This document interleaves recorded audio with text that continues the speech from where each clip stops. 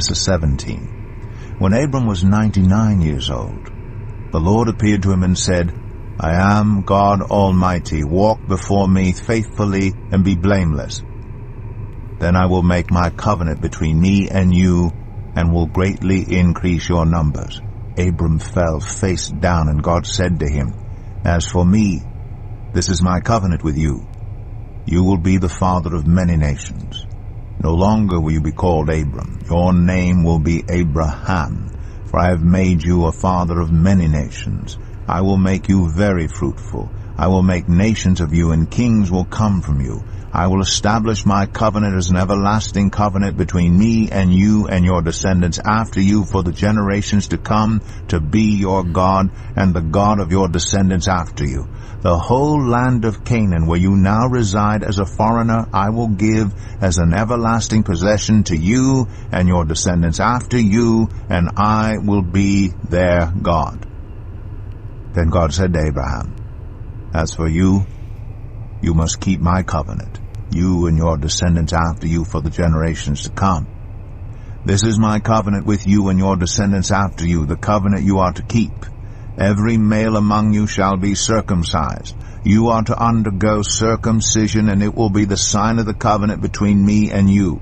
For the generations to come, every male among you who is 8 days old must be circumcised, including those born in your household or bought with money from a foreigner, those who are not your offspring. Whether born in your household or bought with your money, they must be circumcised. My covenant in your flesh is to be an everlasting covenant. Any uncircumcised male who has not been circumcised in the flesh will be cut off from his people. He has broken my covenant. God also said to Abraham, As for Sarai, your wife, you are no longer to call her Sarai. Her name will be Sarah. I will bless her, and will surely give you a son by her. I will bless her so that she will be the mother of nations. Kings of peoples will come from her. Abraham fell face down. He laughed and said to himself, Will a son be born to a man 100 years old? Will Sarah bear a child at the age of 90? And Abraham said to God, If only Ishmael might live under your blessing. Then God said, Yes, but your wife Sarah will bear you a son, and you will call him Isaac. I will establish my covenant with him as an everlasting covenant for his descendants after him. And as for Ishmael, I have heard you. I will surely bless him. I will make him fruitful and will greatly increase his numbers. He will be the father of 12 rulers, and I will make him into a great nation. But my covenant I will establish with Isaac, whom Sarah will bear to you by this time next year. When he had finished speaking with Abraham, God went up from him. On that very day, Abraham took his son Ishmael, and all those born in his household or bought with his money, every male in his household, and circumcised them, as God told him.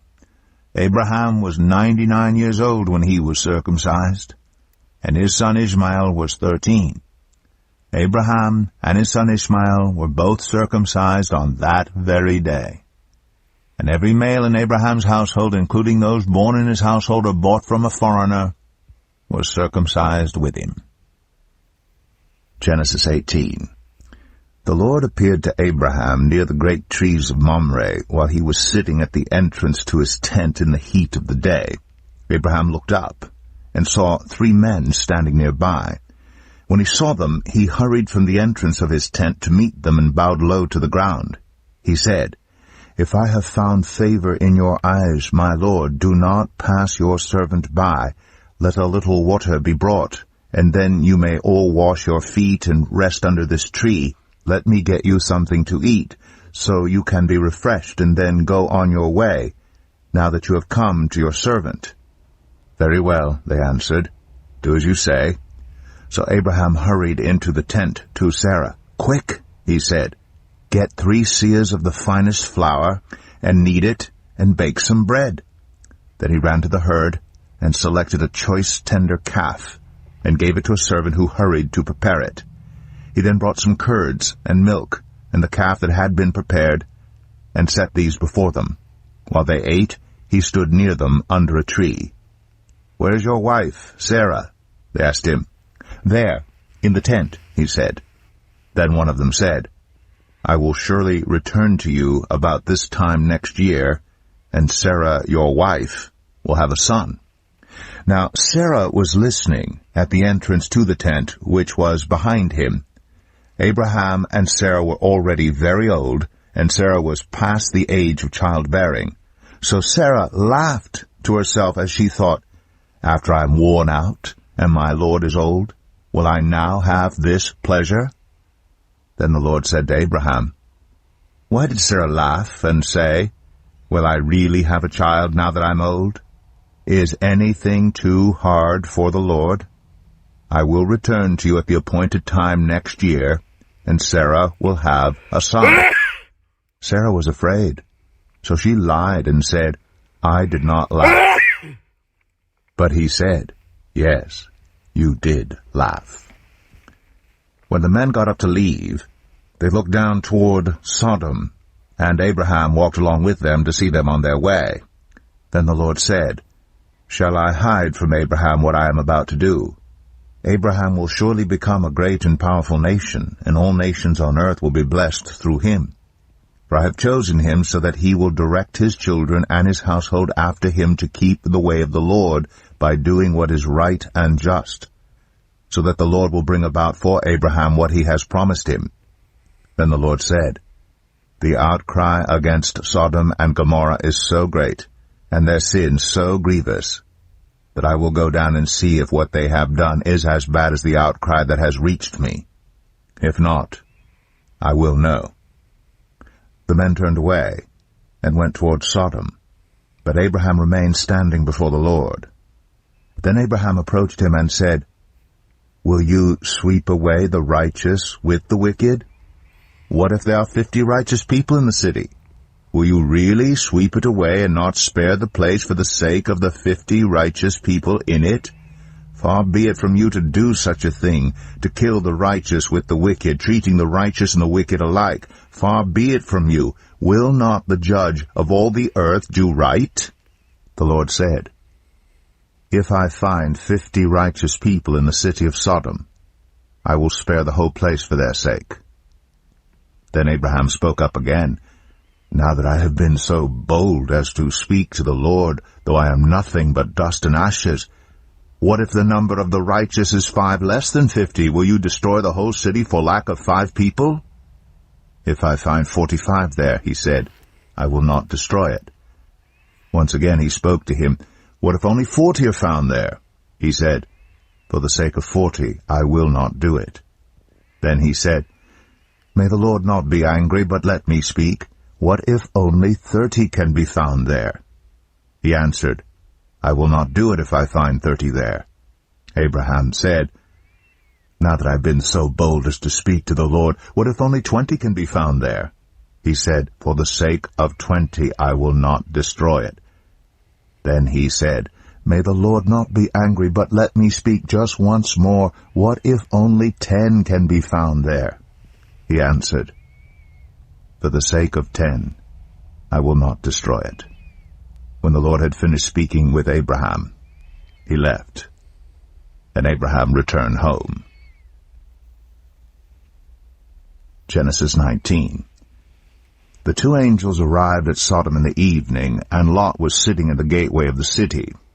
When he saw them, he got up to meet them and bowed down with his face to the ground. "My lords," he said, "please turn aside to your servant's house. You can wash your feet and spend the night, and then go on your way early in the morning." "No," they answered, "we will spend the night in the square." But he insisted so strongly that they did go with him and entered his house. He prepared a meal for them, baking bread without yeast, and they ate. Before they had gone to bed, all the men from every part of the city of Sodom, both young and old, surrounded the house. They called to Lot, "Where are the men who came to you tonight? Bring them out to us, so that we can have sex with them." Lot went outside to meet them, and shut the door behind him, and said, "No, my friends, don't do this wicked thing. Look, I have 2 daughters who have never slept with a man. Let me bring them out to you, and you can do what you like with them, but don't do anything to these men, for they have come under the protection of my roof." "Get out of our way," they replied. "This fellow came here as a foreigner, and now he wants to play the judge. We'll treat you worse than them." They kept bringing pressure on Lot and moved forward to break down the door. But the men inside reached out and pulled Lot back into the house and shut the door. Then they struck the men who were at the door of the house, young and old, with blindness, so that they could not find the door. The 2 men said to Lot, "Do you have anyone else here, sons-in-laws, sons or daughters, or anyone else in the city who belongs to you?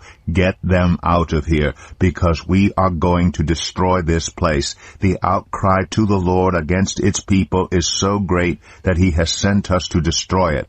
So Lot went out and spoke to his sons-in-law, who were pledged to marry his daughters. He said, "Hurry and get out of this place, because the Lord is about to destroy the city." But his sons-in-law thought he was joking. With the coming of dawn, the angels urged Lot, saying, "Hurry! Take your wife and your 2 daughters who are here, or you will be swept away when the city is punished." When he hesitated, the men grasped his hand and the hands of his wife and of his 2 daughters and led them safely out of the city, for the Lord was merciful to them.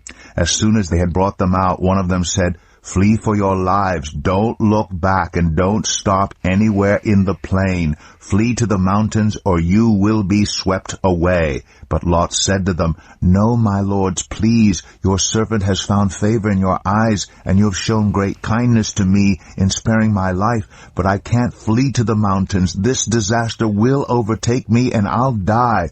Look, here is a town near enough to run to, and it is small. Let me flee to it. It is very small, isn't it? Then my life will be spared." He said to him, "Very well, I will grant this request too. I will not overthrow the town you speak of, but flee there quickly, because I cannot do anything until you reach it."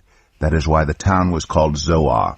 By the time Lot reached Zoar, the sun had risen over the land.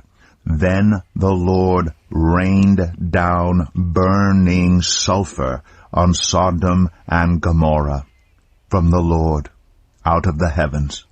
Thus he overthrew those cities and the entire plain, destroying all those living in the cities and also the vegetation in the land. But Lot's wife looked back, and she became a pillar of salt. Early the next morning, Abraham got up and returned to the place where he had stood before the Lord. He looked down toward Sodom and Gomorrah, toward all the land of the plain, and he saw dense smoke rising from the land, like smoke from a furnace. So when God destroyed the cities of the plain, he remembered Abraham, and he brought Lot out of the catastrophe that overthrew the cities where Lot had lived. Lot and his 2 daughters left Zoar and settled in the mountains, for he was afraid to stay in Zoar. He and his 2 daughters lived in a cave. One day the older daughter said to the younger, "Our father is old, and there is no man around here to give us children, as is the custom all over the earth. Let's get our father to drink wine, and then sleep with him, and preserve our family line through our father." That night they got their father to drink wine, and the older daughter went in and slept with him. He was not aware of it when she lay down or when she got up. The next day the older daughter said to the younger, "Last night I slept with my father. Let's get him to drink wine again tonight, and you go in and sleep with him so we can preserve our family line through our father." So they got their father to drink wine that night also, and the younger daughter went in and slept with him. Again he was not aware of it when she lay down or when she got up. So both of Lot's daughters became pregnant by their father. The older daughter had a son, and she named him Moab. He is the father of the Moabites of today. The younger daughter also had a son, and she named him Ben-Ami. He is the father of the Ammonites of today.